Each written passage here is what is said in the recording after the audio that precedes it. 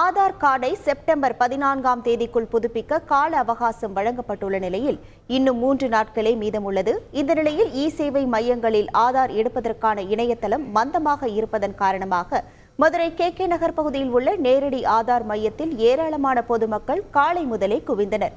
கடும் வெயிலில் நீண்ட வரிசையில் காத்திருந்தனர். பள்ளி மாணவர்கள், பெண்கள், குழந்தைகளுடன் வந்த தாய்மார்கள், கர்ப்பிணிகள், முதியவர்கள் அவதியடைந்தனர். மத்திய அரசு கட்டணமில்லா ஆதார் புதுப்பிப்பதற்கான தேதிகளை நீட்டிக்க வேண்டும் என கோரிக்கை விடுக்கப்பட்டுள்ளது.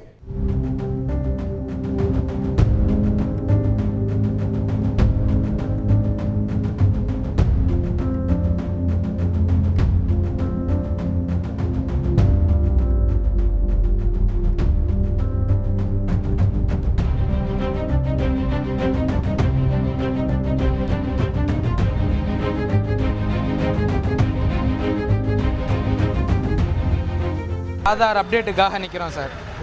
காலையிலேருந்து நிற்கிறோம். கூட்டமும் குறைஞ்ச பாடு இல்லை. ஸ்கூலுக்கு போகிறவங்கலாம் நிற்கிறாங்க. ஒரு ஆஃபீஸை வச்சுக்கிட்டு ரொம்ப சிரமப்பட வேண்டியதாக இருக்குது. இன்னும் 2 ஆஃபீஸ் வச்சாங்கன்னா நல்லாயிருக்கும். காலை 8:30 மணிலேருந்து கூட்டம் நிற்கிது சார். கூட்டம் அதிகமாக இருக்குது. சிறுகுழந்தைகள் எல்லோரும் தாய்க்குழம்பு நிற்கிறாங்க. ரொம்ப நெருக்கடி ஓவராக இருக்குது.